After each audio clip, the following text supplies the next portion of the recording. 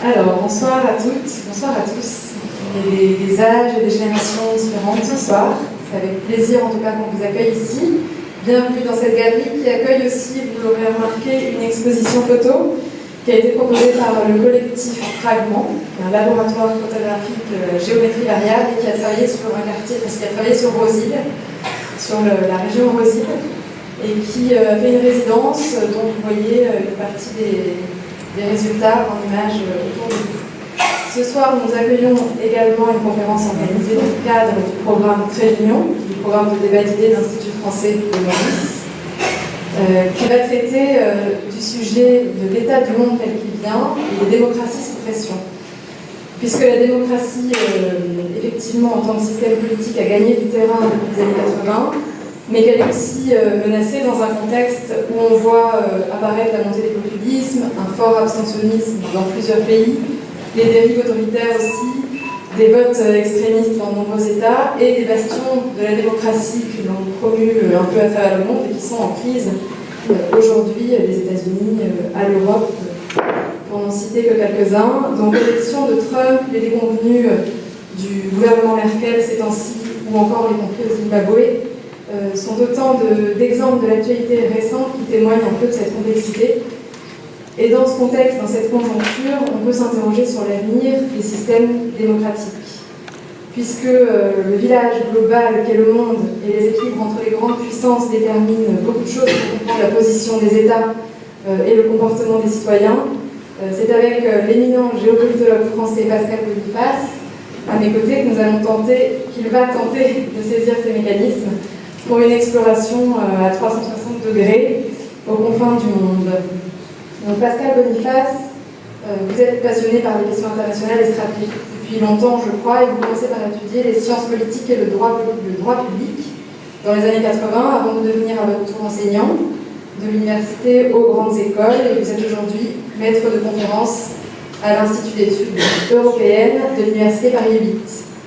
En 91, vous fondez l'IRIS, l'Institut de Relations internationales et stratégiques, que vous dirigez toujours, et qui compte aujourd'hui parmi les principaux centres français de recherche en matière de politique étrangère et d'affaires internationales. C'est un laboratoire d'idées, un think tank reconnu en Europe, et sous votre impulsion, l'IRIS s'attache à défendre une expertise indépendante. L'IRIS est aussi un lieu et un centre de formation. L'IRIS soutient la recherche et crée des espaces de dialogue entre tous ceux qui composent la communauté stratégique, responsables politiques, hauts fonctionnaires, industriels, militaires, experts universitaires, etc. En parallèle, vous êtes l'auteur prolixe d'une soixantaine d'ouvrages de référence sur les relations internationales, qui sont régulièrement réédités et traduits dans plusieurs langues. Vos écrits témoignent d'un intérêt singulier pour les questions nucléaires et de désarmement, pour les rapports de force entre les puissances, la politique étrangère française, les conflits au Proche-Orient ou encore l'impact du sport, et notamment du football, dans les relations internationales.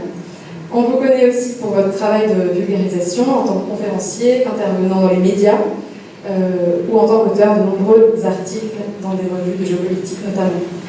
Enfin, vous êtes, je crois, le spécialiste de géopolitique français qui peut se targuer d'être l'un des plus suivis sur les réseaux sociaux. Vous avez reçu aussi de prestigieuses distinctions dans un autre registre, comme le prix Vauban 2012, ou des titres de chevalier de l'Ordre national du mérite et officier de la Légion d'honneur. Donc la conférence de ce soir restera les grandes lignes de compréhension du monde contemporain à l'attention du citoyen qui réside en chacun de vous, de nous, à l'heure où les décisions des grandes puissances de ce monde ont un impact direct sur nos horizons de vie. Pour conclure, je remercie la Standard Bank, Beachcomber et Air Mauritius qui nous ont soutenus pour cette conférence. Et sans plus attendre, je vous laisse la parole et je vous remercie chaleureusement d'avoir accepté notre invitation à Maurice. Bienvenue à l'Institut et bienvenue à Maurice depuis déjà quelques jours.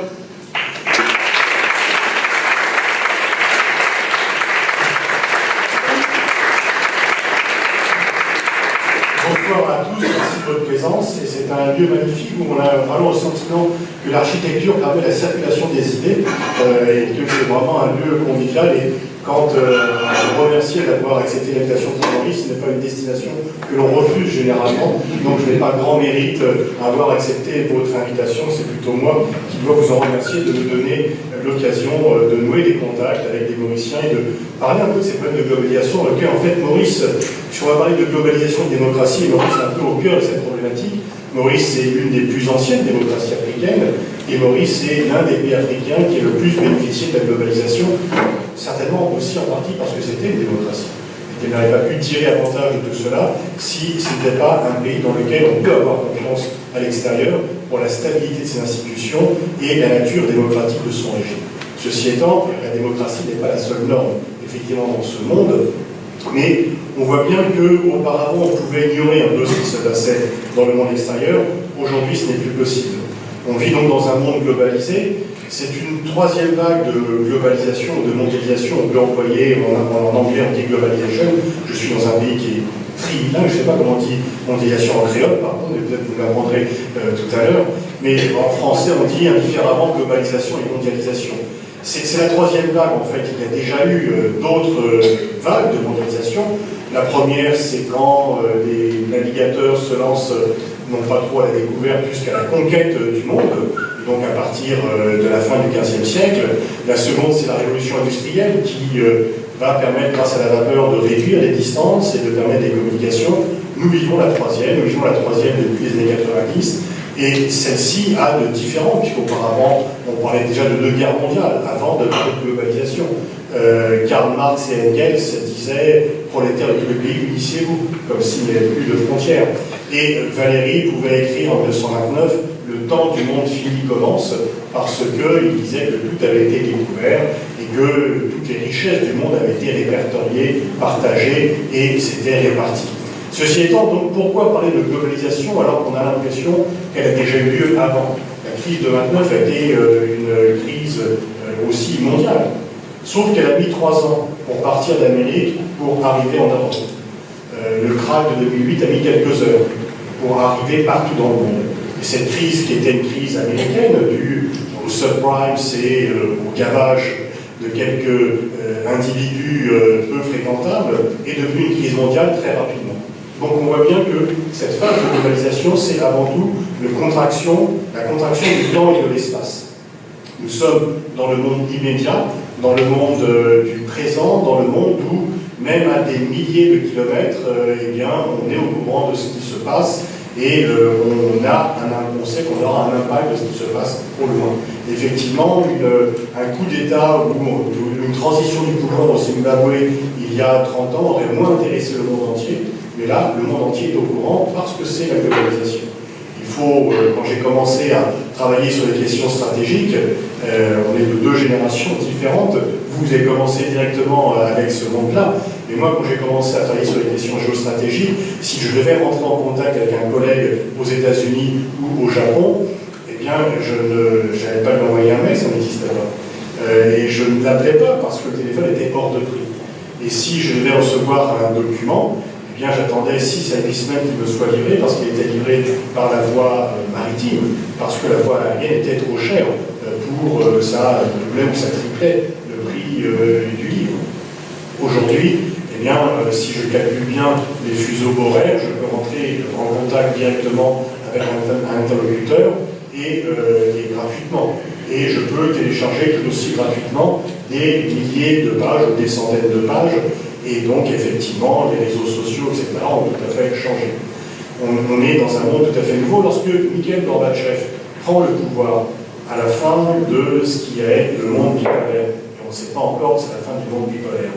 En tout cas, lorsque Mikhaïl Gorbatchev prend le pouvoir en mars 1985, l'information des membres du Politburo du Parti communiste d'Union soviétique est faite par une demi-douzaine, une dizaine de fonctionnaires du ministère soviétique des Affaires étrangères qui trient les dépêches pour que les ministres sachent ce qui se passe. Peut-être pas le ministre de la Défense et celui des Affaires étrangères, mais les autres ministres. Donc, les hommes les plus puissants de la planète étaient informés par des fonctionnaires qui leur triaient les dépêches. Aujourd'hui, ils auraient à leur disposition 15 écrans dans leur bureau avec des chaînes de lance du monde entier, et d'un clic sur l'ordinateur, ils pourraient avoir accès à des dizaines, des centaines de sites d'information. Donc on voit bien comment cette révolution technologique, cette révolution des nouveaux moyens technologiques d'information et de la communication a complètement changé le rapport à l'information, le rapport à l'autre, le rapport à la distance et le rapport au temps. Donc effectivement, nous vivons dans un monde qui n'a plus rien à voir avec le monde dans lequel certains d'entre nous ont passé leur période de formation. Et donc c'est tout à fait important de le saisir. Et donc dans ce monde globalisé, effectivement, ce qui se passe ailleurs a des conséquences.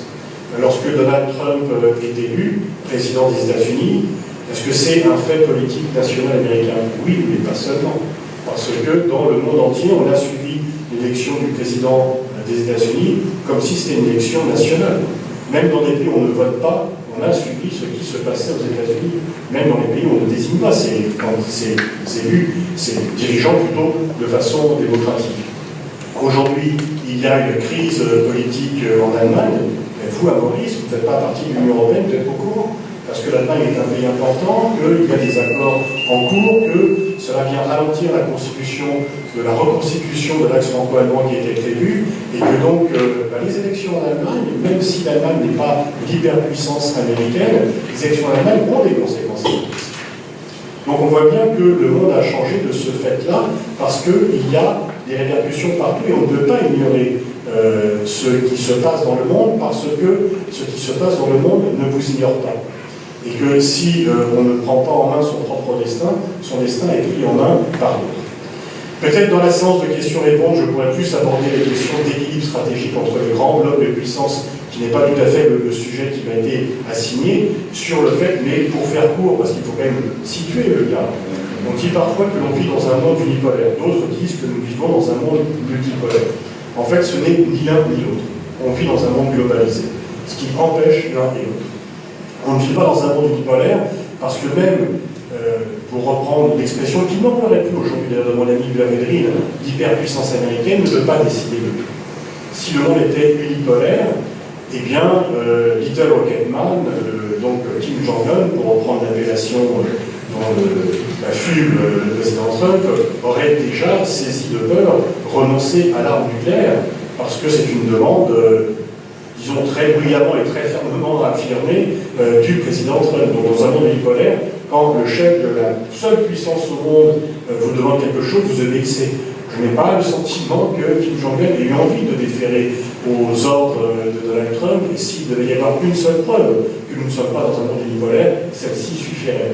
Donald Trump demande aux Chinois d'être un peu plus coopératifs dans les échanges commerciaux, de remonter le cours de leur monnaie pour que leurs biens exportés en Chine, à peu près quand même 300 milliards de déficit de dollars, de déficit américain annuel par rapport à la Chine.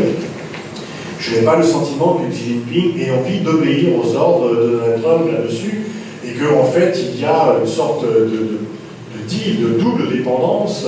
L'Amérique est shootée aux importations chinoises et les Chinois ont besoin du marché américain parce que s'il n'y a pas ce marché, leur économie tousse un peu plus et cela pose des problèmes économiques, donc des problèmes politiques et donc des problèmes d'une nature importante.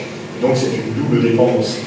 De même que l'Iran ne semble pas avoir obéi aux Américains dans la gestion de différentes affaires, et notamment de l'accord nucléaire. Il a fallu 12 ans de négociations pour trouver un accord avec l'Iran.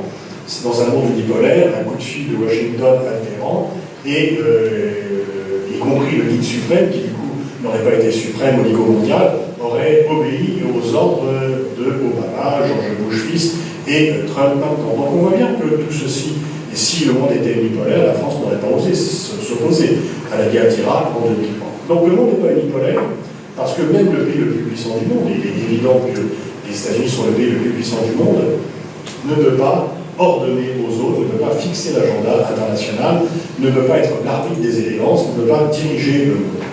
On n'est pas non plus dans un monde multipolaire parce qu'il n'y a pas d'équivalent à la puissance américaine. Les États-Unis sont le premier empire de l'âge global. Il y a eu des empires autrefois. L'empire romain, l'empire napoléonien, l'empire mongol, mais c'était des empires régionaux. Les États-Unis sont présents d'Oslo à Tokyo. C'est le premier empire d'un âge global, de l'âge post-globalisation. Ce n'était pas la globalisation. L'empire du milieu était justement sans aucun contact avec le le reste du monde, lorsque la Chine était au fait de sa puissance au XVIIIe siècle. Et donc, les Américains sont le premier empire de l'âge global. Et d'ailleurs, la façon dont tout le monde regardait l'élection américaine, pouvait se faire l'élection américaine, c'est une élection mondiale au suffrage censitaire. Parce que seuls les Américains votent alors qu'elle concerne tout le monde.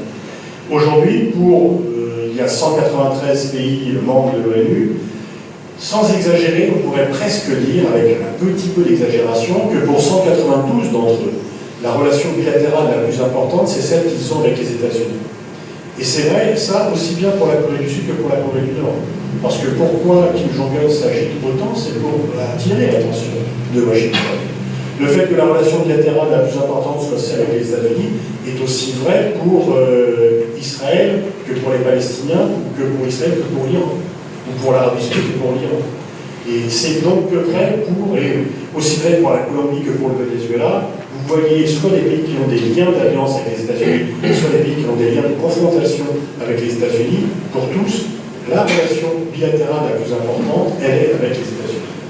Ce n'était pas ça du temps de la guerre froide. Du temps de la guerre froide, il y avait, pour les Tchèques, la relation la plus importante, c'était avec Moscou. Et donc, on voit bien que ça a complètement changé. Donc, le monde n'est pas multipolaire, puisqu'il y a un pôle de puissance qui est un pôle plus important que les autres pôles. Mais si on prend les 4 domaines de la puissance, stratégique, les États-Unis font à peu près à eux seuls 45% des dépenses militaires mondiales. Ils dépensaient déjà 600 milliards de dollars, Trump a décidé d'augmenter de 10%. Les États-Unis se sont retirés, je suis dans un lieu culturel, les États-Unis se sont retirés de l'UNESCO qui leur coûtait 100 millions par an. Ils vont augmenter leurs dépenses militaires de 60 milliards par an. Qu'est-ce qui assure mieux la sécurité dans un cas que dans l'autre? Je vous laisse juger, mais je pense avoir votre réponse, sinon vous ne seriez pas ici, j'imagine. Et donc, les États-Unis font 43% des dépenses militaires mondiales. Alors, ils se préoccupent d'exciter les autres pour qu'eux aussi augmentent leurs dépenses militaires. Et donc, quand ils parlent d'une menace russe et d'une menace chinoise militaire, c'est une plaisanterie de personne humaine. Parce que les Russes font 10% des dépenses militaires américaines. Ils ne sont pas en état d'attaquer les États-Unis. Le PIB américain est encore le premier PIB mondial. La Chine rattrape, mais ils sont encore loin derrière. En termes économiques, il y a encore effectivement un avantage américain en termes technologiques. Les GAFA, ils sont plus américains. Et donc les grandes, dès qu'un pays veut s'équiper d'un cœur électronique dans les NTIC, il dit qu'il va faire une Silicon Valley à la française, à la mauricienne, ça veut dire que le modèle, il est là-bas, il n'est pas chez nous. Et puis, important aussi, puisque là encore on est dans un lieu culturel, le soft power. Le soft power. Xi Jinping a envoyé sa fille étudier aux États-Unis. Les Obama vont pas envoyer leur fille étudier en Chine. Donc, et même ceux qui crient mort à l'Amérique le font en portant des Nike et en regardant une série américaine en rentrant chez eux le soir. Donc c'est ça la domination culturelle. Moi j'avais remarqué qu'après 2003, il y avait une série de blockbusters hollywoodiens qui étaient sortis où le bad guy, le type pas fiable, lâche, traître, généralement ça va ensemble, c'était un Français.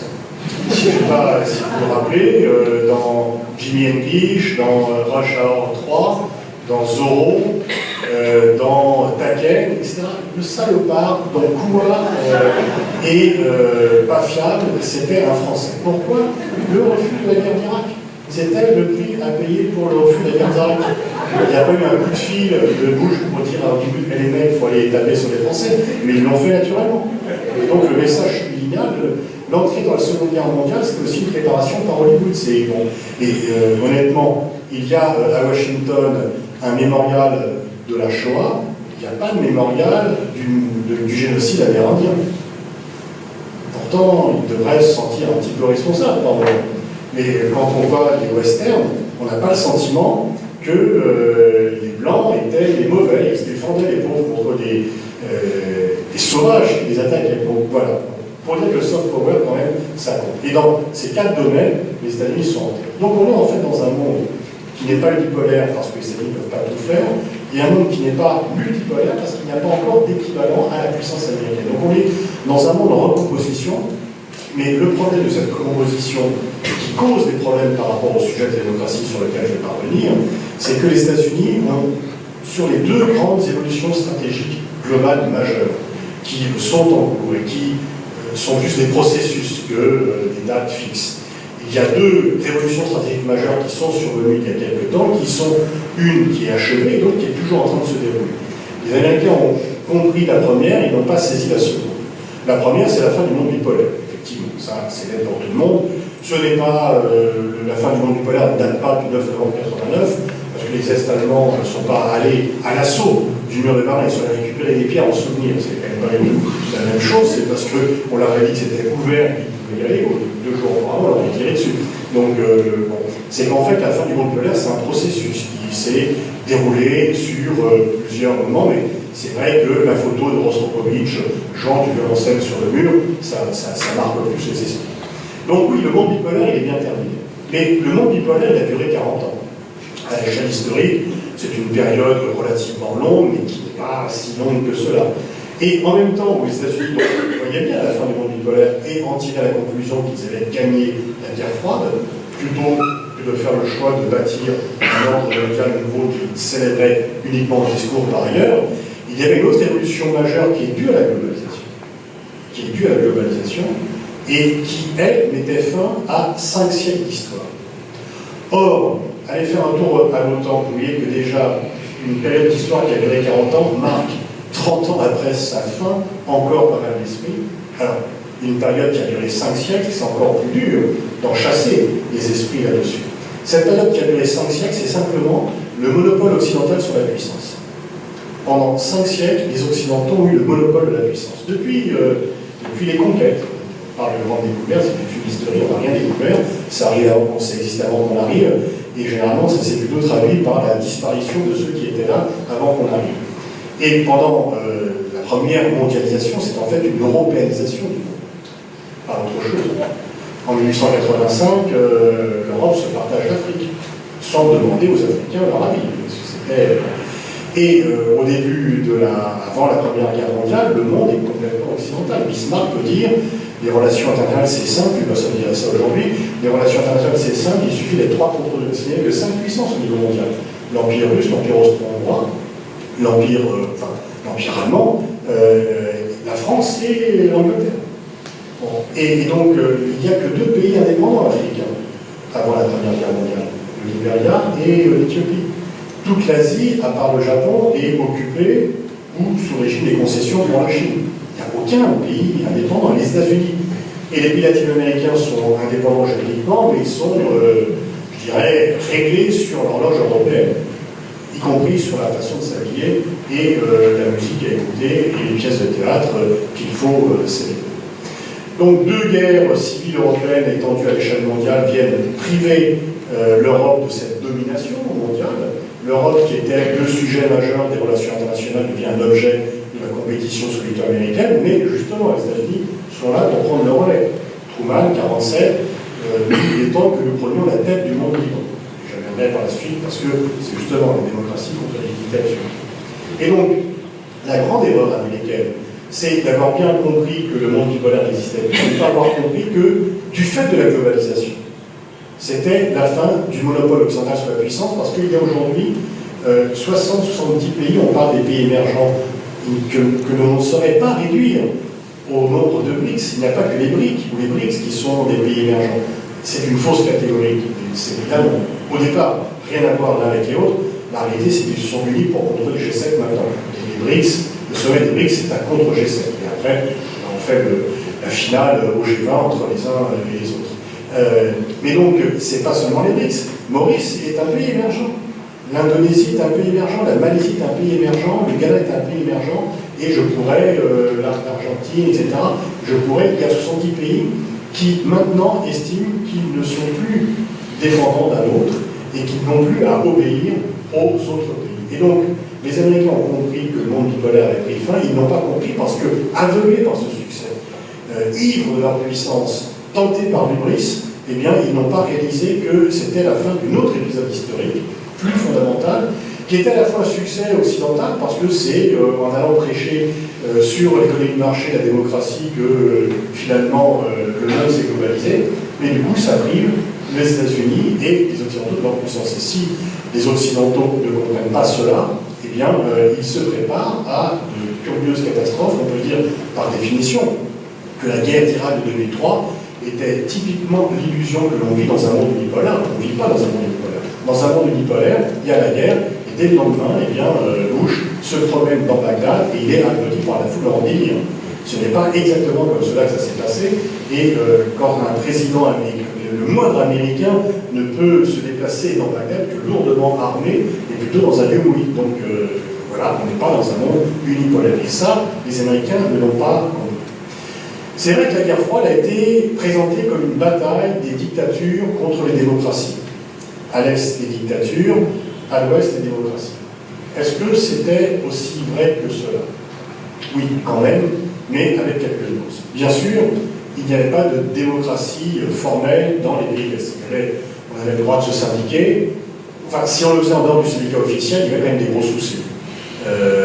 Donc, on n'avait pas le droit de s'exprimer, on ne pouvait pas critiquer le gouvernement. Il y a cette blague anticommuniste très connue qui me vient à l'esprit, c'est son Brejnev qui va dans un village où il est né, il se déguise pour avoir la vraie opinion du peuple, et il demande à quelqu'un, il dit, et toi, qu'est-ce que tu penses de Brejnev? Et le type, terrorisé, regarde autour de lui, il dit, non, je ne peux pas trop en parler, ah bon. Et donc il s'éloigne un peu, il sort du village, et qu'est-ce que tu penses de Brejnev? Non, je peux en parler, on est trop près du village. Donc ils vont au fin fond de la forêt, et le type, ah bah si, finalement, Brejnev, il aime bien, ça ne vous avez pas en dire du bien, mais ça veut dire que la blague, c'est que normalement, quand on disait du mal de Brejnev, on allait directement au goulag. Bon. Et donc, dans ces pays, il n'y avait pas de démocratie, pas de liberté, mais en même temps, ces pays mettaient en avant qu'il y avait l'égalité réelle, la liberté réelle contre la liberté formelle. Eux mettent en avant le fait que tout le monde avait un emploi, tout le monde avait un toit, que tout le monde avait accès à l'éducation, tout le monde avait accès, etc. Bon, sauf que cette égalité, cette liberté réelle se payait au prix de la non-existence de liberté formelle. Par contre, dans les pays occidentaux, on pouvait contester le régime, on votait librement, sans surveillance, etc. En même temps, tout au long de la guerre froide, il y a eu quand même, cette histoire n'a pas été aussi belle que cela. C'est-à-dire qu'au nom de lutte contre le communisme et donc au nom de la défense de la démocratie, on a fait des choses à plusieurs interventions militaires pour priver les peuples de leur liberté d'expression. Si la RDC est dans un tel état aujourd'hui, c'est certainement en grande partie parce que Patrice Lumumba, le leader de ce pays, a été assassiné très probablement par la CIA pour qu'il n'y ait pas, dans ce grand pays riche de matières premières, un pouvoir non aligné ou supposé être trop proche de Moscou. En Indonésie, il y a eu un coup d'État pour empêcher, c'était même pas un président communiste, un président progressiste, mais en tout cas il était accusé d'être proche de Moscou. Il y a un coup d'État militaire fomenté par les États-Unis qui a fait 500 000 morts. Donc au nom de la démocratie, on défendait, et je ne parle pas du coup d'État au Chili, l'Argentine, etc. Tout ceci a été fait au nom de la démocratie. Les multiples interventions militaires américaines en Centre-Amérique ou dans les Caraïbes, pour ne pas parler des pouvoirs militaires en Amérique du Sud, Brésil, Argentine, Chili, Uruguay, l'opération Condor, etc., ont été faits au nom de la démocratie. Et c'est au nom de la démocratie qu'on a soutenu le pire du pire, le régime d'apartheid en Afrique du Sud. Parce qu'il ne fallait pas qu'il tombe dans les mains des communistes, que c'était un allié, que c'était important sur le route maritime de l'océan Indien, et qu'il y avait des matières premières. Donc, ce combat qui a été présenté comme un combat des dictatures contre la démocratie n'était pas aussi vertueux que cela, et n'était pas aussi binaire que cela. Certes, les pays de l'Est étaient des pays totalitaires, où il n'y avait ni liberté publique, ni même liberté privée. Sous Staline, sous Mao Tse-tung, on ne dit pas du mal, d'où la blague, on ne dit pas du mal du président, enfin du chef d'État ou du pouvoir, tout simplement, y compris en famille. Parce qu'on a peur d'être dénoncé par son conjoint, c'est une procédure expéditive de divorce, je ne sais pas, ou par ses enfants. Donc c'est vraiment l'absence de démocratie. Mais en même temps, on voit bien qu'au nom de la défense de la démocratie, l'Occident a mis en place ou a défendu les pires régimes, qui étaient aux antipodes de ce qui étaient les valeurs dont on était censé se réclamer. Les choses ont commencé à changer avec l'arrivée de Carter au pouvoir. Alors je sais que Carter est toujours critiqué, on le présente comme un président faible, etc. Et je pense qu'il faudrait réévaluer sa contribution. Je dirais, il faudrait aussi se rappeler, d'ailleurs, petite parenthèse, que Reagan a fait retarder la libération des otages en négociant de façon behind the scene avec les Iraniens pour ne pas donner ce succès à Carter. Ça, c'est une parenthèse.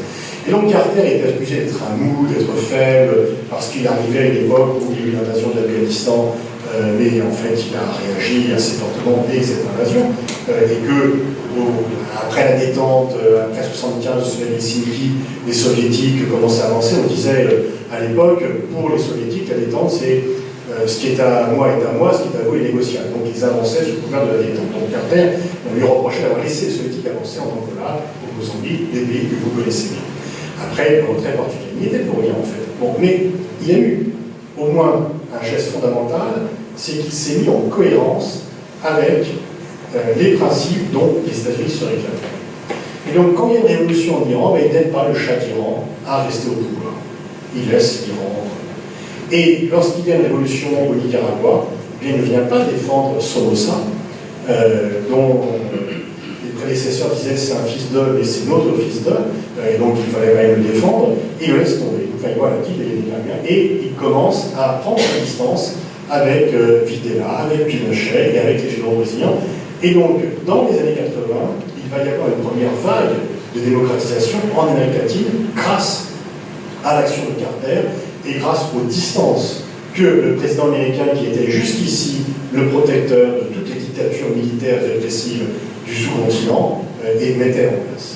Et donc, on a vu déjà un premier progrès de la démocratie dans les années 80, parce que les bastions les plus répulsifs de la répression, et pour les Occidentaux, dans un pays comme le Chili, où il y avait des élections, où un gouvernement légal, légitime, du nom de la gauche, arrive au pouvoir, le coup d'État militaire avec cette brute de Pinochet était particulièrement répulsif. Donc, première vague de démocratisation dans les années 80. Il y a une deuxième vague qui montre d'ailleurs que, contrairement à ce que disent certains, la démocratie, contrairement à ce que disent certains, ce n'est pas une question de civilisation. Pendant très longtemps, y compris des hommes politiques français de premier plan ayant été maire de Paris puis dans la République, disaient les Africains ne sont pas mûrs pour la démocratie. Voilà. Ce discours essentialiste, quelque peu méprisant, faisait qu'il y aurait des peuples élus et d'autres qui ne seraient pas. Et d'autres disaient, mais bon, les pays confucéens, c'est l'autorité, ils sont maintenant à la démocratie. En même temps que l'Amérique latine tournait en démocratie dans les années 80 grâce à l'action de Carter et les suites de son action, deux pays tournaient à la démocratie alors qu'ils prévoyaient qu'ils ne pourraient jamais le faire, et eux, ils y arrivaient par le développement économique. C'était en Asie. Pendant très longtemps, on disait en Asie, la démocratie, c'est pas possible. C'est vraiment du fait des conditions géopolitiques et du fait de l'esprit confucéen. Deux pays, dictature militaire, vont se démocratiser sans révolution, juste par la pression des sociétés civiles, la Corée du Sud et Taïwan. Pourquoi? Parce que, dans les deux cas, l'élévation du niveau de vie, mais je reviendrai sur ces critères après, faisait que les gens avaient accès à l'information, que les gens avaient qu'une classe moyenne s'était constituée, qu'elle ne supportait plus une dictature stupide, fermée, où à Taïwan on ne pouvait pas sortir et pas avoir de contact avec la Chine, et en Corée du Sud, si on prenait contact avec un Nord-Coréen, on allait en prison. Donc ces deux pays qui étaient des dictatures militaires vraiment répressives sont devenus de vraies démocraties avec des civils, avec des alternances politiques. Parce que c'est bien ça quand même le critère ultime, et avec effectivement des syndicats, etc. Et ça s'est fait, je dirais là aussi, on n'est pas passé au Pinochet comme un jour. Là, ça s'est fait graduellement. Dans les années 80, on ne pourrait pas, il y a des dates marqueurs, mais c'était un processus sur le long terme. Et bien sûr, la fin du monde bipolaire et la disparition du communisme en Europe avec l'effet domino. Comment? Parce qu'à partir du moment, en fait, c'est le 7 octobre 89, pour le 40e anniversaire de la RDA, Gorbatchev, auquel on ne rendra jamais suffisamment hommage, et il y a les prix Nobel de la paix qui sont vraiment pas mérités, Aung San Suu Kyi en étant un bon exemple, d'autres sont vraiment amplement mérités. Gorbatchev a simplement mis fin au monde bipolaire sans guerre. C'est vraiment l'histoire ne l'a pas récompensé à la mesure des services qu'il a rendus à l'humanité. Mais toujours est-il que Gorbatchev arrive le 7 avril 87, le 7 octobre en octobre 87 en Allemagne de l'Est, on fête le 40e anniversaire du régime, et Erich Honecker, qui est le secrétaire général du Parti communiste est-allemand, lui demande de tirer sur la foule parce qu'il y a trop de manifestations, en lui disant à Tiananmen ça a très bien marché. On était au mois de mai 89, à Tiananmen ça a très bien marché. Et donc, c'est quelque chose que je sais faire, et je voudrais bien faire parler des Gorbatchev. Il dit non, celui qui arrive en retard est puni par l'histoire. Gorbatchev voulait rendre sa liberté au pays de l'Est, parce que Gorbatchev ne voulait pas enterrer le communisme, il voulait le régénérer. Et il voyait bien que la mainmise de l'Union soviétique sur les pays de l'Est était un frein, par un contrôle de force, etc. Donc à partir du moment où il n'y a plus un contrôle par la force soviétique des pays de l'Est, ceux-ci deviennent indépendants, ils vont tous voter pour, à part la Bulgarie économique, un peu un cas, mais disons qu'en 89, de juillet à décembre 89, tous les pays de l'Est, tous les pays membres du pacte de Varsovie, qui étaient dirigés par des gens qui prenaient leurs ordres à Moscou, deviennent des démocraties indépendantes. Donc, et ce qui était le symbole même de l'absence de démocratie pour les pays occidentaux, en fait le symbole parce que c'était nos adversaires, parce qu'il y avait des pays qui étaient, il fallait mieux être opposant polonais qu'opposant argentin. Mais dans les pays occidentaux, on parlait plus de la répression en Pologne que de la répression en Argentine. Pourquoi? Parce que l'Argentine avait une politique pro-occidentale au niveau international et que les Polonais étaient dans le mauvais camp de l'autre côté. Donc il y avait beaucoup d'hypocrisie à parler de cela. Mais toujours est-il que malgré tout, ces pays qui n'étaient pas démocratiques deviennent démocratiques et exercent librement. Et puis la troisième vague, c'est là où on en vient, c'est que du coup, les dirigeants africains, ce qui leur a fait peur, c'est ce qui arrivait avec Ceausescu. Celui qui avait tous les pouvoirs, y compris qui allait, du coup il a été doublé par Kim Il-sung, mais il voulait inventer le communisme héréditaire, donner le pouvoir à sa femme et à son fils, les deux étant, disons, des Albatés, et tout d'un coup Ceausescu, qui était l'archétype du dictateur brutal, alors il était aimé dans le monde occidental parce qu'il s'opposait à Moscou, mais sinon les Roumains eux-mêmes ne l'aimaient pas trop, celui qui semblait tenir de façon inexorable les rênes du pouvoir, et débarqué en 24 heures et en plus exécuté dans les 24 heures. Alors là, les dirigeants africains, dont certains étaient au pouvoir depuis longtemps, se sont dit que ça pourrait aussi chauffer pour eux, parce qu'il n'y a plus de rente de situation acquise. D'où le discours de la Baule de Mitterrand qui conditionne la poursuite de l'aide de la France à la démocratisation. Si elle a lieu en Nord de l'Est, elle peut avoir lieu en Afrique, des conférences nationales un peu partout, et disons que la graine était lancée. Tous les pays africains ne sont pas des démocraties, mais en tous les cas, et certains se sont attrapés parce qu'il y a des multipartismes qui sont arrangés par le pouvoir. Le multipartisme consiste à créer plusieurs partis avec chauffeurs, voitures de fonction, qui votent pour le président. Mais en tous les cas, le tabou du parti unique en Afrique a évolué en déclin. Et donc ces trois vagues successives ont fait que, effectivement, la démocratie est parue gagnante. Et on s'est dit qu'au fur et à mesure, la démocratie allait gagner du terrain. Où on en est aujourd'hui.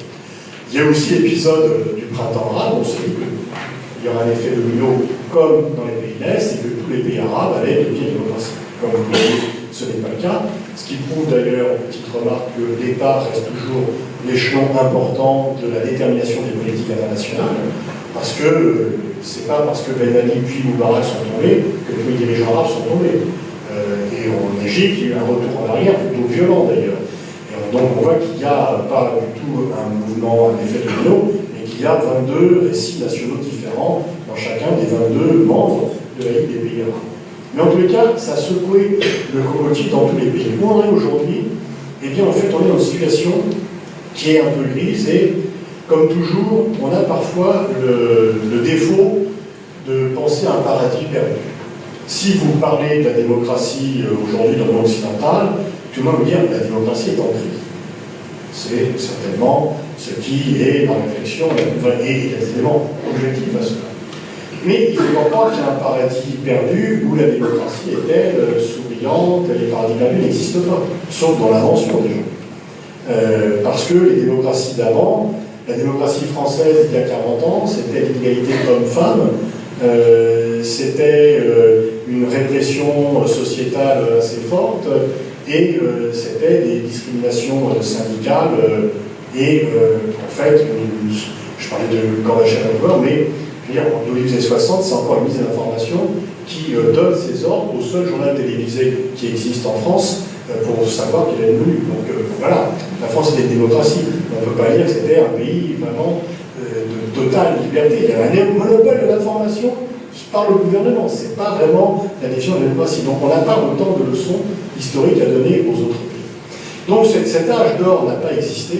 Chacun a eu ses problèmes. Mais aujourd'hui, contrairement à ce que beaucoup de gens pensent, si la démocratie est en crise, elle se porte merveilleusement bien et elle progresse. Elle progresse au niveau mondial déjà, parce que quand on fait le compte du nombre de pays qui sont démocratiques, ceux-ci sont en constante augmentation.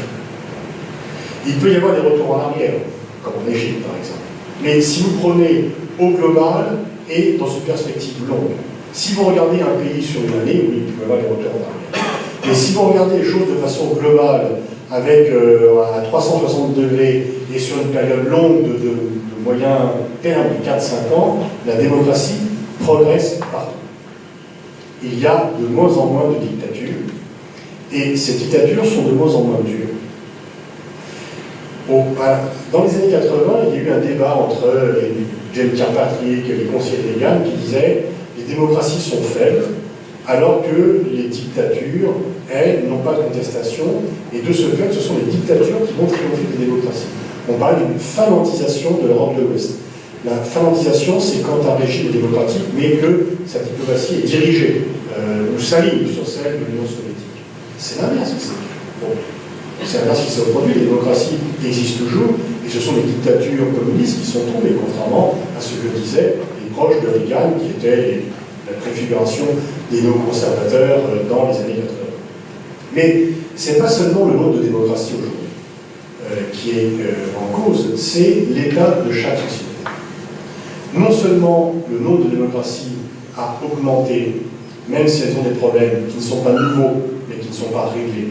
Les problèmes que connaissent les démocraties ne sont pas nouveaux, mais il faut les régler si on veut qu'il y ait un vrai progrès démocratique. Mais quand on regarde les pays, autres pays, il n'y a plus aujourd'hui qu'un seul État totalitaire, la Corée du Nord, dans lequel, effectivement, vous ne dites pas en famille du mal du régime.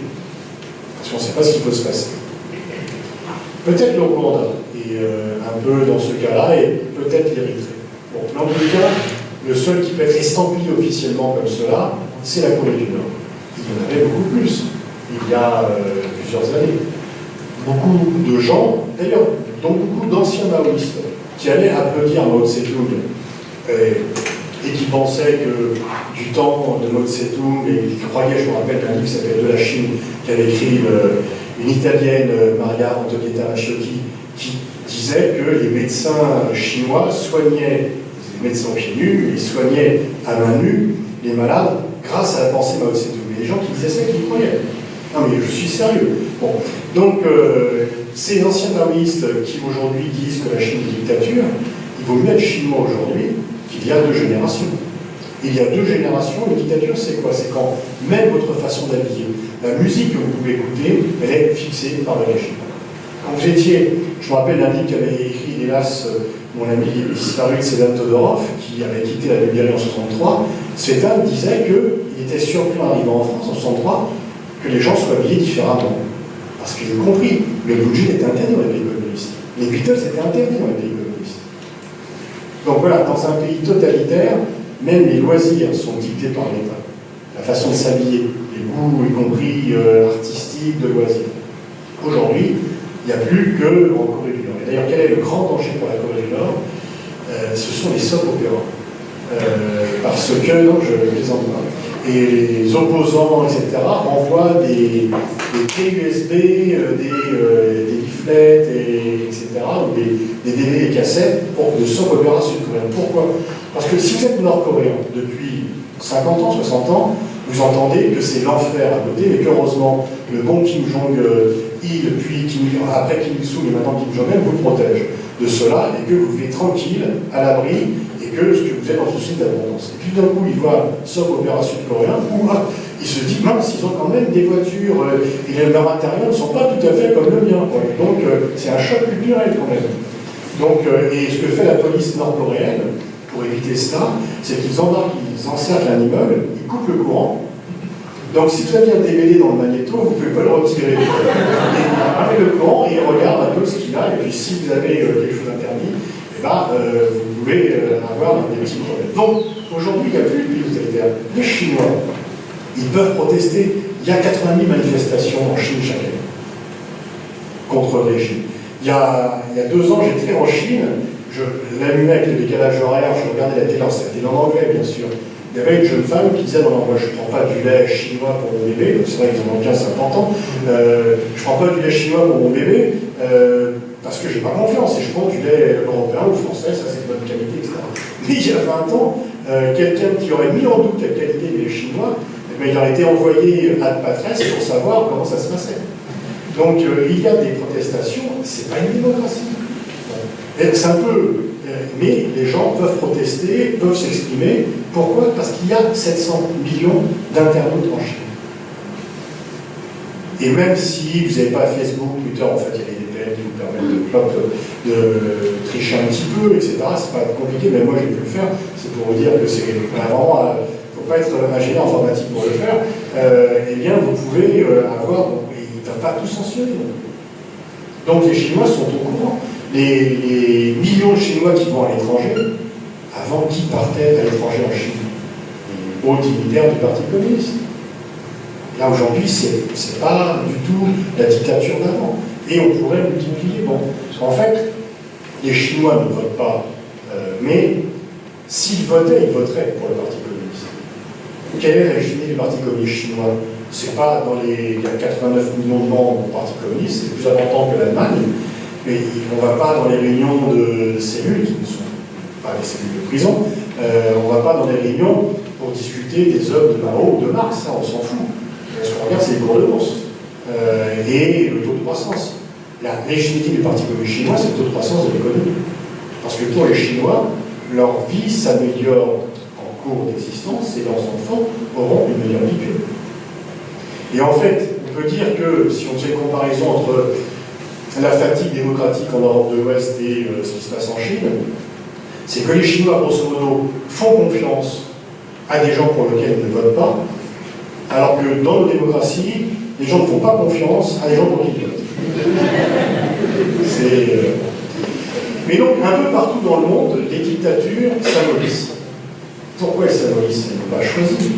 C'est tout simplement parce que, comme pour Gorbatchev, et bien maintenant, on peut s'informer que partout dans le monde, le monopole des États sur l'information, il est terminé. Il n'y a plus, sauf en Corée du Nord, malgré les soap opéra, il n'y a plus de monopole, et au Rwanda, il n'y a plus de monopole des tenants sur l'information. Les gens sont globalisés et ont de multiples canaux d'information pour voir ce qui se passe. Donc, ils ne croient pas. Il y avait une télévision unique en Tunisie. Les gens, ils regardaient par satellite, soit Al Jazeera, soit France Télévisions, par les canaux, les réseaux sociaux, ils avaient de l'information. Donc on ne peut plus avoir, on ne peut plus mentir comme auparavant, on ne peut plus faire la propagande, l'État totalitaire comme auparavant. Donc partout, la démocratie progresse. Elle progresse comment? Selon 3 facteurs. Le premier, c'est le taux d'alphabétisation. Et Hassan II avait dit à Bourguiba, n'apprends pas à utiliser un lire, tu auras des problèmes. Et c'est vrai qu'il y a moins d'alphabétisation au Maroc qu'en Tunisie. Le taux d'alphabétisation, parce que si vous ne savez pas lire et écrire, votre conscience politique est quand même plus difficile à se former. Donc la Révolution française a eu lieu quand la moitié de la population mâle vivant, pardon, mais là, c'était l'époque, mâle vivant en Île-de-France savait lire et écrire. Et là, les gens un peu commencent à protester. Le second critère, c'est le taux économique, la richesse, le PIB par habitant. Pourquoi? Parce que si vous avez 1,25 $ par jour par personne, vous n'avez pas de revendication politique, vous voulez simplement survivre. Et que la revendication politique, ce n'est pas les plus démunis, donc ce sont les classes moyennes. C'est toujours les classes moyennes qui font la révolution. Jamais ceux du régime, forcément, mais ceux qui ont, et souvent ça va de pair, 1,25 $ par jour, qui ne savent ni lire ni écrire, ont très peu de chance. Ils peuvent dire, on va faire une jacquerie, qui sont de suicide collectif, mais pas une révolution. Donc les deux critères, et en Taïwan, en Corée du Sud, pourquoi ça s'est démocratisé? Parce que les gens avaient un meilleur niveau de vie et accès à l'information. Et les deux, parce que pour avoir un ordinateur, il faut avoir un certain niveau de vie. Si vous voulez. Et donc c'est comme ça que ça progresse. Il y a le troisième critère, là c'est l'ADN stratégique de chaque pays. Si vous prenez par exemple l'Algérie, la Tunisie, le Maroc, pour beaucoup de gens, notamment pour Marine Le Pen, c'est tous les mêmes. Mais en fait, ces pays sont très différents et ils ont eu une réaction différente par rapport au soi-disant printemps arabe. En Tunisie, tout le monde est alphabétisé, la corruption devenait insupportable, était un frein à l'activité économique. Ils ont tiré Ben Ali. Au Maroc, et Ben Ali ne faisait aucune concession, il même durcissait un peu plus le régime, et surtout, plus ça allait, plus lui et sa femme s'en mettaient faire les touches. Au Maroc, le roi a d'une part une légitimité monarchique, religieuse, c'est le commandant des croyants, et il a été assez intelligent pour lâcher un peu le test, un peu, pour ceux qui ont vu le départ, changer pour rien de change. Donc, afin de garder cette légitimité qu'il a par ailleurs, à la fois d'un point de vue politique et religieux, il a donné quelques libertés aux Marocains, histoire qu'il n'y ait pas trop de contestation. Donc, il n'y a pas eu de révolution. Et en Algérie, il y a une stagnation. On parle même que Bouteflika pourrait faire un 5e mandat. Et pourquoi? Parce que les Algériens sont tellement traumatisés, on peut les comprendre, par la guerre civile des années 90, qu'ils préfèrent taire leur revendication politique. Dans les trois pays, il y a une demande d'ouverture, de lutte contre la corruption, etc. Mais en Algérie, ils se disent, le jour où on a eu trop de revendications politiques, ça finit dans une guerre civile, dans les familles, on ne savait pas qui avait tué qui, et on ne peut pas revenir à ça. On préfère l'immobilisme plutôt que ça. Donc c'est ça. Et aujourd'hui, partout dans le monde, même dans les pays qui ne sont pas des démocraties, il y a des sociétés civiles. Regardez ce qui se passe au Zimbabwe. Pour beaucoup, Zimbabwe, c'est... Mais non, il y a des choix. Après, il faudra voir si les militaires ne vont pas garder pour eux, changer, non pas le système, juste le dirigeant. Mais regardez ce qui s'est passé au Burkina Faso. Blaise Compaoré voulait faire un mandat de plus, un mandat de trop, il en a été empêché. Par l'opinion publique, par l'aspect civil. Et Maurice a été une exception, il ne l'est plus, mais c'est heureux. Entre 60 et 90, il n'y a eu qu'une transition démocratique, qu'un changement de pouvoir par les urnes dans toute l'Afrique, c'était chez nous. En 30 ans, une seule. Sinon, c'était machin qui donne son successeur ou qui est renversé par quelqu'un qui peut du conduire. Tous les présidents africains sortaient de leur palais présidentiel les pieds devant. Soit parce qu'ils étaient morts dans leur lit, soit qu'ils étaient assassinés dans leur bureau. Aujourd'hui, il y a beaucoup de pays africains qui votent. Pas dans tous, mais je veux dire, si on fait le compte, il y a de vraies démocraties alternatives, etc. Mais y compris dans les pays où on ne vote pas, il y a des sociétés civiles qui se font entendre. Donc le fait que partout dans le monde il y ait des sociétés civiles change en même temps la donne. La dictature a doublement régressé en nombre et en nature. Parce que les dictatures sont moins nombreuses et quand elles existent, elles sont moins répressives qu'auparavant. Alors, venons-en aux démocraties qui sont en crise, effectivement. Vous avez cité l'exemple de l'Allemagne, avec une extrême droite qui a progressé dans un pays où c'était tabou. Dans tous les pays européens, l'extrême droite progresse. Les gens vont de moins en moins voter parce qu'effectivement, les gouvernants n'ont pas donné satisfaction. Et que les gens votent un peu avec leur pied aussi, en se désintéressant. Et on voit dans la plupart... C'est vrai, si vous prenez les États-Unis, le Royaume-Uni et la France, vous avez dans ces trois pays 2 États-Unis, 2 France, 2 Royaume-Uni. Il y a ceux qui ont voté pour le Brexit, ceux qui ont voté contre. Ce sont 2 pays différents, même s'ils vivent dans le même pays. Il y a ceux qui ont voté Trump, ceux qui ont voté contre. Ce sont 2 pays différents. Et il y a ceux qui ont voté Macron et ceux qui ont voté contre. Ce sont 2 pays différents aussi. On se réjouit, et en fait, les démocraties sont en danger quand les élites ne sont plus conscients de leur responsabilité. C'est très joli de râler contre le populisme. Mais si c'est pour dire ça aux pauvres, ça n'avance pas à grand-chose. C'est bien qu'à Paris, Marine Le Pen a eu 10% des voix au second tour. Et ça veut dire que Paris est hors sol par rapport au pays. Et que tous les gens qui commentent et qui prennent des décisions ne se rendent pas compte qu'il y a un pays en dehors de Paris qui souffre.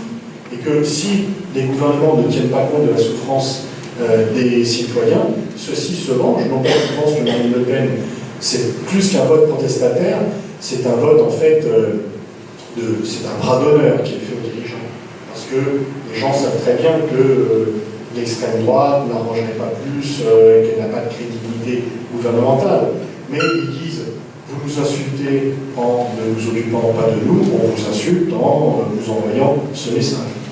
Donc effectivement, le populisme que tout le monde critique, il est souvent le fait d'avoir oublié la question sociale.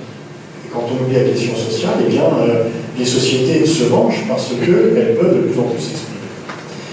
L'autre problème, notamment aux États-Unis, c'est le poids de l'argent dans les élections. 2 milliards pour l'élection présidentielle américaine, 2 milliards de dollars ont été dépensés. C'est plus que le PIB de certains pays. Et donc, ça veut dire quand même que ceux qui sont élus, soit sont plus riches eux-mêmes, soit sont dépendants d'intérêts, de gens qui les financent. Et si les financent, c'est pas uniquement pour l'amour de la démocratie.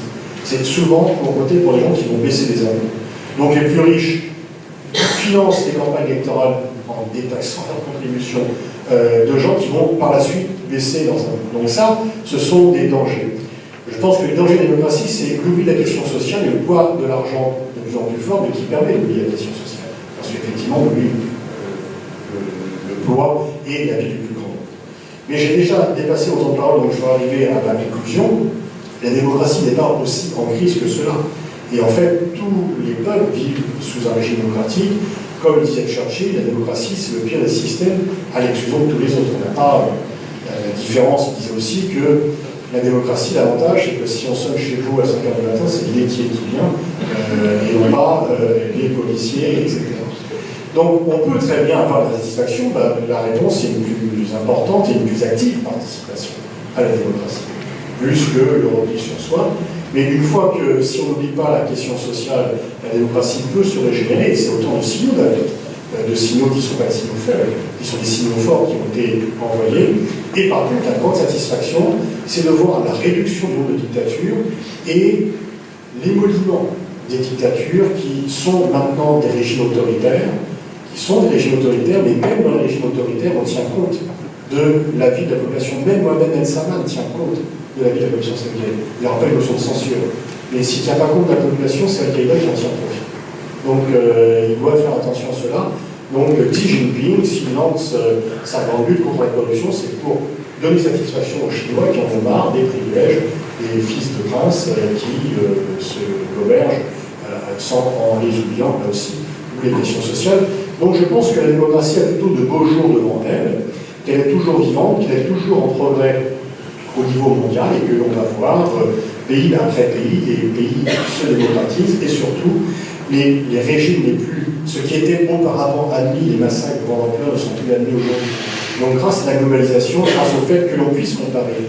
Pourquoi les Nord-Coréens sont ainsi? C'est qu'ils n'ont pas de comparaison possible avec ce qui se passe. Ils sont comme s'ils étaient pris dans un otage dans une même pièce pendant 30 ans sans aller pouvoir aller dehors. Vous croyez, parce que vous dites votre journée. Mais dès que vous pouvez comparer, grâce aux nouveaux moyens technologiques, eh bien, la démocratie progresse. Donc en fait, les nouveaux moyens de technologie d'information et de communication ont été un puissant moteur de la démocratie parce qu'ils aident à dénoncer les abus, qui permettent aux gens de s'exprimer. Et aujourd'hui, en fait, eh bien, non seulement il n'y a plus de monopole des mouvements sur l'information, mais il n'y a plus de verticalité de l'information. Parce que chacun d'entre vous, ici, est bien sûr récepteur d'information, mais également émetteur. Grâce aux réseaux sociaux, grâce aux discussions, etc. À des niveaux différents. Mais alors qu'auparavant, eh bien, on recevait muet, silencieux et passif le discours venant du haut. Aujourd'hui, on le conteste. Aujourd'hui, si un média central dit quelque chose qui ne plaît pas, les internautes réagissent, et du coup, on en tient compte, etc. Et donc, c'est cela. L'autre problème, je termine vraiment là-dessus, démocratie, outre la question sociale, c'est que le risque, c'est de perdre la perspective du long terme et d'être épaulé au court terme en se basant sur le sondage du jour, sur l'élection de demain. Les électeurs ne sont pas aussi idiots que cela, ils sont capables de comprendre des perspectives de long terme, à condition qu'elles soient puissamment expliquées. Il ne faudrait pas arriver dans un système où les pays autoritaires, style Chine, Russie, peuvent avoir une vision à long terme, alors que les démocraties ont une vision à court terme. Bon, remarquez, aux États-Unis, il n'y a même pas de vision du tout. Donc, ni à long terme, ni à court terme, c'est tout à fait différent. Mais ça, c'est vrai que la sondagique et le court-termisme est aussi un défi, mais c'est aussi au public de réagir, parce que quand on explique les enjeux, le public, les sociétés civiles, qui se renforcent partout dans le monde chaque jour, sont capables de comprendre les enjeux. Je vous remercie.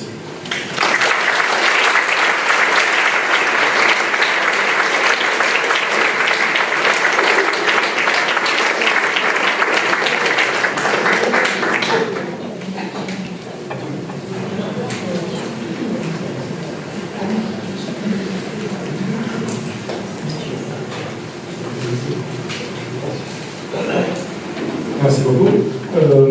Vous avez peut-être sciemment pas abordé le sujet du terrorisme, même une menace pour la démocratie. Est-ce que vous ne pensez pas que le terrorisme à l'échelle mondiale peut être un vrai frein pour les démocraties? Oui, je pense que vous êtes plus menacé par McDo que par le terrorisme. L'obésité fait plus de morts que le terrorisme.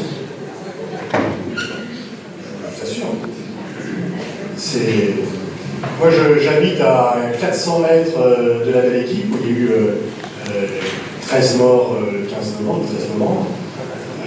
Comment? Non, le Bataclan, c'est un peu plus loin, le bar. J'ai plus peur pour mes enfants s'ils partent en week-end en voiture que s'ils vont prendre un vol dans Paris. Le terrorisme gagnera si on lui donne cette importance. Le terrorisme n'est pas une menace existentielle pour nos sociétés, sauf si on en fait une chose majeure. Et en fait, que veulent les terroristes prendre le pouvoir? Ils veulent nous faire peur. Si on tombe dans leur piège, à trop. Que dit Koulibaly, celui qui prend en otage des juifs de l'hypercacher? Normalement, quelqu'un qui fait les otages, il demande à parler au préfet, s'il est un peu mégalo au ministère de l'Intérieur, s'il est complètement fou ou bien la République. Koulibaly, lui, il veut parler à BFM TV. Raymond Aron écrivait déjà en 1962 que le terrorisme avait un impact médiatique plus fort que son impact stratégique. Et donc, la grande débat qu'on fait dans le terrorisme, c'est de lui donner une telle importance. Parce que si vous regardez les causes, quand je dis cela, il y a des gens qui me tombent dessus en disant ah, vous légitimez le terrorisme, etc. Non, je veux dire, c'est. Et là, je suis en train de lire le bouquin de Harari, qui est encore plus sévère que moi sur cela, qui est pourtant un Israélien. C'est-à-dire que si on tombe dans le piège du terrorisme, c'est de faire leur communication. Le terrorisme, c'est un défi sécuritaire. C'est pas un challenge existentiel. Et donc, enfin, démocratie. Comment? Comment on augmente le côté sécuritaire du pays, justement pour protéger l'opinion publique, on freine la démocratie et on met en péril la démocratie. Non, vous mettez en péril la démocratie si pour lutter contre le terrorisme, vous faites Guantanamo, le Patriot Act, parce que là, vous glorifiez le terrorisme. Pourquoi Daesh habille les gens qui peuvent exécuter en tenue orange? C'est pour se référer à Guantanamo. Donc Guantanamo a rendu service au terrorisme, évidemment.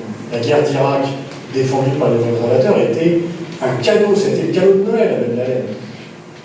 Donc c'est vraiment parce que les Américains sont tombés dans le piège qui a été tendu en réagissant exactement comme Ben Laden pouvait le piège. Donc je ne dis pas qu'il faut ne pas tenir compte de la menace terroriste. Il faut prendre des précautions. Même si je vous avoue, quand je vois des militaires de Vigipirate, j'ai plus peur que je me sens rassuré. Mais qui en plus, ce sont des cibles plus qu'autre chose. Mais peu importe, ne discutons pas sur les modalités à prendre. Il faut prendre des précautions. Je ne suis pas dans le déni de la réalité.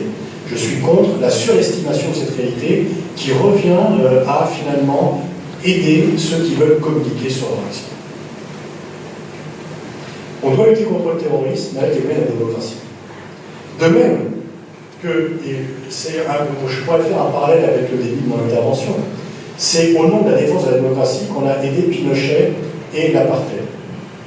C'est au nom de la lutte contre le terrorisme qu'on fait Guantanamo, Abu Ghraib et la guerre d'Irak.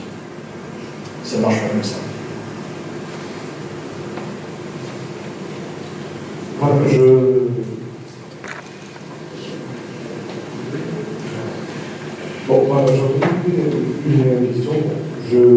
pense que vous avez en partie au sujet de... Je vous entends mal, monsieur. D'accord.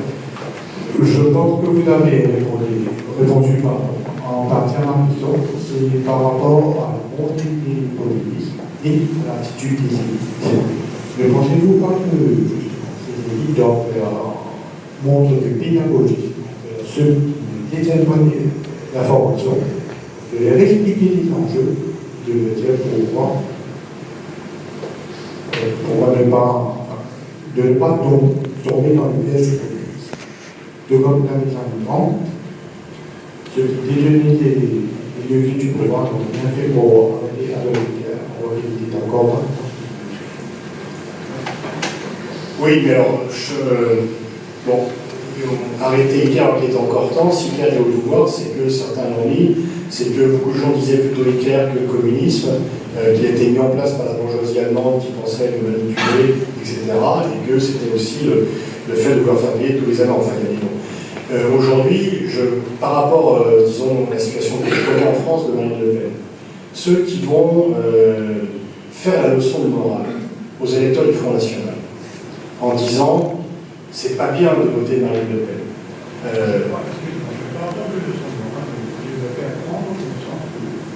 Non, mais j'y viens. Ceux qui font ça en faisant des leçons de morale, c'est pas bien de voter Front National, vous êtes raciste. Là, les gens leur font un bras d'honneur s'ils voient des gens riches et célèbres qui leur font la leçon et qui viennent leur dire comment se comporter. Donc c'est parce que justement, ces gens-là se disent de gauche, mais ont oublié la question sociale. Donc pour moi, ils sont pas de gauche. Donc c'est oui la question sociale qui nourrit le populisme et ce sentiment d'être méprisé par les élites.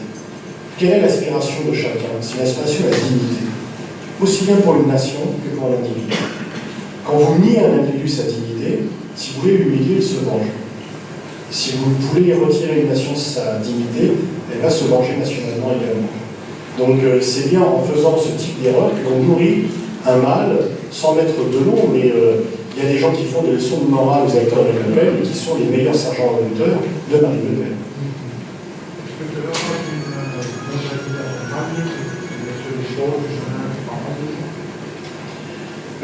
Oui, en fait, disons que la mondialisation n'est pas régulée, effectivement, donc elle s'est traduite par l'exploitation générale de la richesse globale, mais également par la... C'est pas qu'il y a plus d'inégalités, il y a même moins de pauvres qu'auparavant. Mais les inégalités sont plus visibles qu'auparavant. Et donc, elles sont, de ce fait, moins supportables parce qu'elles sont plus visibles.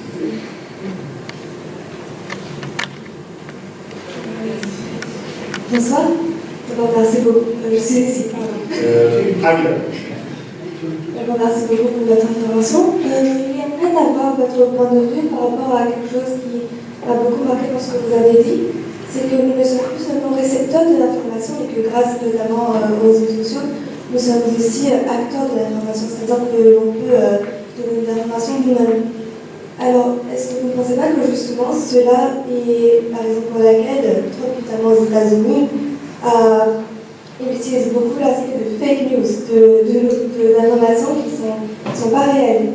Quel est en fait votre point de vue par rapport à ça? Est-ce que vous pensez que ce sera par la suite quelque chose qui risque justement de creuser depuis du manque de confiance en l'information? Alors les fake news existent, bien sûr, mais elles existent aussi dans les journaux mainstream.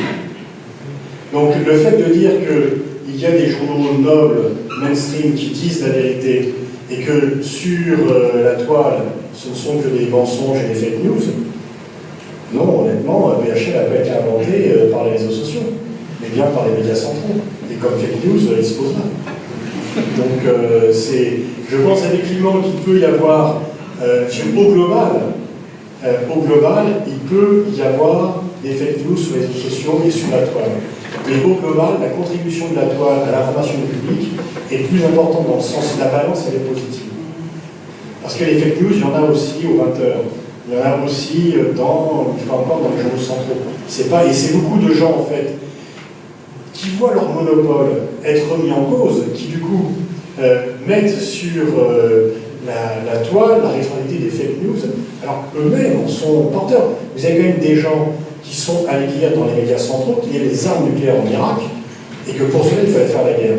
Ils ne l'ont pas fait sur la toile. Ils l'ont fait dans Le Monde, dans le Nouvel Observateur, au 20h, etc. Donc, vous voyez, je ne ferai pas cette distinction qui est alimentée par les médias centraux parce que de peur d'un monde qui se dérobe sous eux et qui leur fait perdre le monopole du pouvoir qu'ils avaient. Ceci étant, ça ne veut pas dire qu'il n'y ait pas de fake news, mais on arrive généralement une fake news quand même, elle éclate assez vite parce que la toile suscite également ses contrepoids par rapport à ça.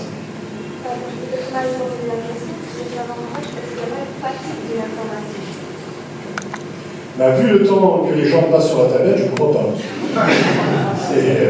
Je pense qu'il y a plutôt une demande, regardez comment vous êtes ce soir, non, il y a une demande d'information.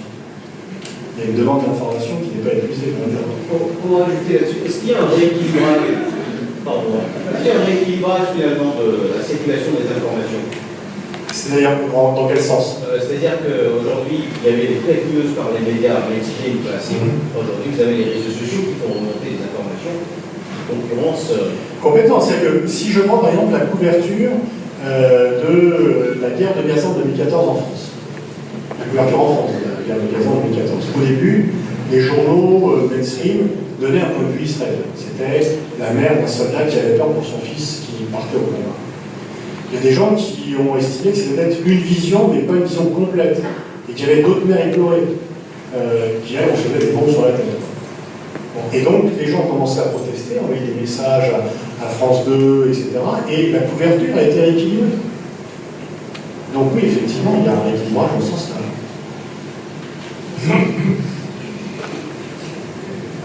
Bonsoir.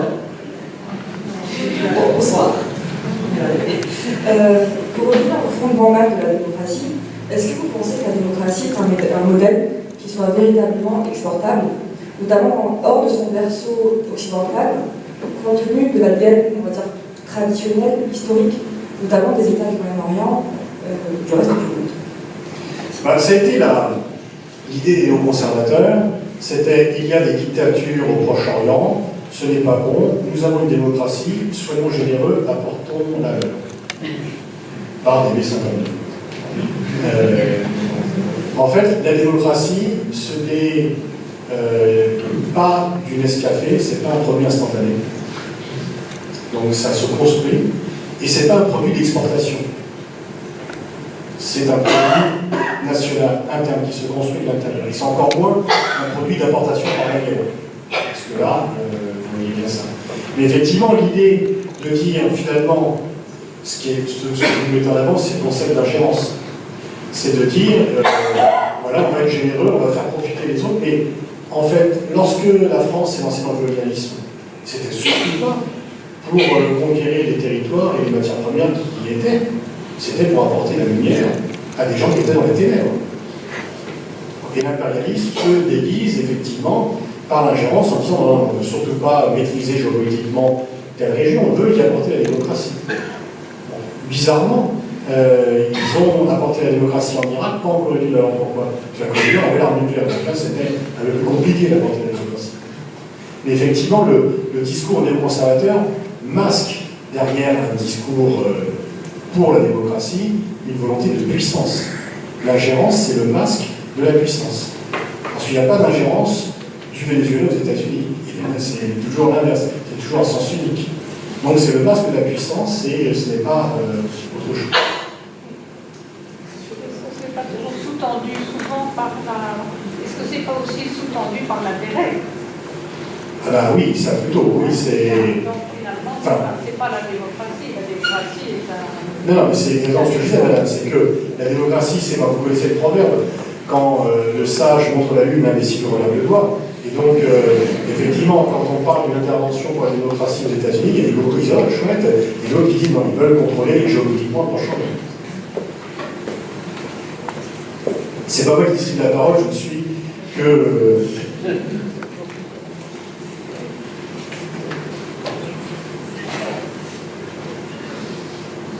Comment voyez-vous l'avenir de Cuba? Plutôt, c'est une évolution lente, Disons que Trump a beaucoup de choses dans sa main. S'il veut de nouveau durcir le ton, revenir en arrière sur ce qu'a fait Obama, que c'est Obama et que tout ce qu'a fait Obama doit être défait, il y aura des problèmes. Et là, on assiste à un soft landing du régime cubain qui va aller au fur et à mesure, qui va s'ouvrir, ça va être lent. Parce qu'en fait, les Cubains sont partagés. Ils en ont marre de ce régime parce qu'ils voudraient consommer comme ce qu'ils voient justement à la télévision ou ailleurs.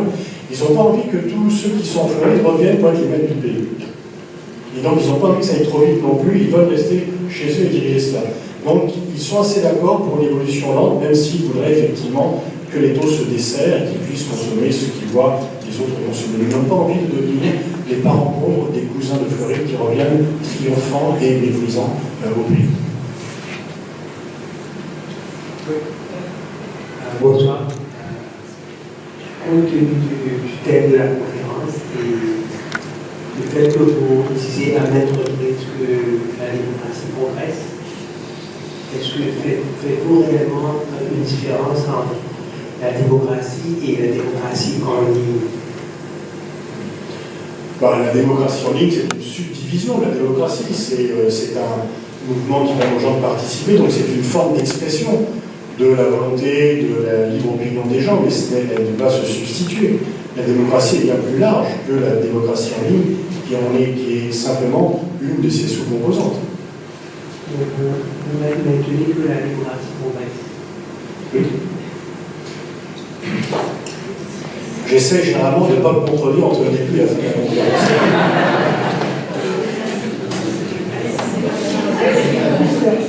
Tout à l'heure, vous avez décrit les États-Unis comme le premier empire d'un rival et tout empire aurait sa fin. Comment décrire... Attendez, pardon, je ne vous ai pas entendu au début. Vous avez tout à l'heure décrit les États-Unis comme le premier empire d'un âge rival et on pourrait dire que chaque empire a sa fin. Comment verriez-vous la fin de l'empire américain? La fin de l'empire américain, il va survenir. Enfin, les Américains ne vont pas. Il y a eu successivement dans l'histoire 5 puissances qui ont dominé le monde. Les Pays-Bas, l'Espagne, la France, l'Angleterre, les États-Unis. Les États-Unis, le jour où ils ne seront plus la première puissance mondiale, ne vont pas revenir au niveau des Pays-Bas. Leur taille, etc., en fera toujours une grande puissance. Mais disons que pour moi, c'est déjà la fin de l'empire américain. Parce que les Américains ne dirigent plus le monde. Donc l'empire américain, tel qu'on l'a connu dans le passé, il peut intervenir à Cuba et partout, etc., c'est terminé ça. Par contre, ils sont encore la première puissance mondiale. Peut-être que d'ici 20 ans, ça sera la Chine. Mais même quand la Chine aura doublé les États-Unis ne vont pas devenir une puissance mineure. Ils resteront une grande puissance et un pôle actif d'un monde multipolarisé.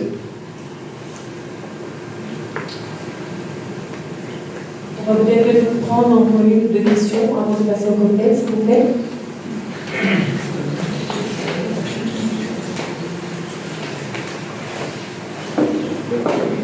Il y a le dernier barrage entre la scène et le cocktail. Est-ce que vous voyez une relation directe entre la crise des réfugiés en Europe et l'extrême droite? Ah oui, ça c'est effectivement, là le coup le cocktail va s'approcher, oui c'est direct. C'est vraiment une relation directe parce que c'est un rejet de l'autre, un rejet. Que Merkel n'a pas fait ça uniquement par générosité, elle a fait ça par intelligence. Il y a un déficit démographique en Allemagne. Les Allemands font 1,3 enfants par femme. En France, c'est 2. Et donc, ils vont manquer de bras, ils vont manquer d'aide, voire il y a des gens qui sont volontaires, qui ont passé des épreuves très dures, donc qui sont prêts à vraiment se retrousser les manches et qui souvent sont formés, parce que les réfugiés qui arrivent, ce n'est pas les plus démunis. C'est ceux qui ont déjà des connexions, qui pour être réfugié, il faut être extrêmement habile. Il faut passer par les épreuves extrêmement fortes. Donc, c'est un peu la crème de la crème, c'est un synagogue qu'ils ont eu chez eux. Et donc, en les faisant intégrer, moi je disais que là, le million de réfugiés qui sont arrivés en Allemagne, à la Coupe du Monde 2022, donc pas celle-là, mais la prochaine, la Coupe 2022, ils ont tous, même peut-être la Russie, ils ont tous le maillot allemand sur le. Ils vont crier Vive l'Allemagne et la Coupe du Monde. Ils vont devenir plus allemands que les Allemands. Allez-y, monsieur. Excusez-moi. Je voulais juste savoir, est-ce que vous pouvez dire un peu plus la cause de la montée du populisme en Europe? Vous avez parlé du bras de mer à ceux qui sont riches et sévères, tout ça, et aussi les conséquences des pays qui se ferment les uns sur les autres, la Catalogne, le Brexit, etc. Voilà. Est-ce que vous voulez dire un peu plus Oui, jusqu'à quelle heure? Brièvement. Bon, d'accord. Ce qu'on appelle le populisme qui a mauvais goût, parce que normalement la démocratie, c'est disqualifiant ce problème. Moi je préfère parler de l'extrême droite, c'est des gens qui sont anti-immigrés, anti-islam, ils ne sont pas populistes. La notion de populiste n'a pas le même sens en Europe qu'en Amérique latine, par exemple. Bon, disons que cette appellation a été consacrée à répondre à... C'est des gens qui se sentent abandonnés. Si vous êtes dans un petit village, il y a des petits villages en France, ils n'ont pas vu un noir de leur vie, mais ils n'aiment pas les noirs. Ils n'ont pas vu un arabe de leur vie, ils n'aiment pas les arabes. Pourquoi? Parce que la poste a fermé, qu'il n'y a plus d'école, et qu'ils ont l'impression que là-haut, on ne s'occupe plus d'eux. Et donc, voilà, ils émettent un vote de protestation, parce que ce sont en fait, c'est là où l'État n'exerce plus ses fonctions, où l'État ne s'occupe plus des gens. Donc les gens envoient une protestation. C'est en ce sens-là qu'on parle de vote protestataire, c'est que les gens protestent contre le sort qui leur est fait. Dans les villes, on est à Paris, les gens ont tout ce qu'il faut, les gens ne sont pas populistes. Parce que c'est la partie la plus riche de la France. Donc c'est des gens qui ont un sentiment d'abandon et d'humiliation. Merci.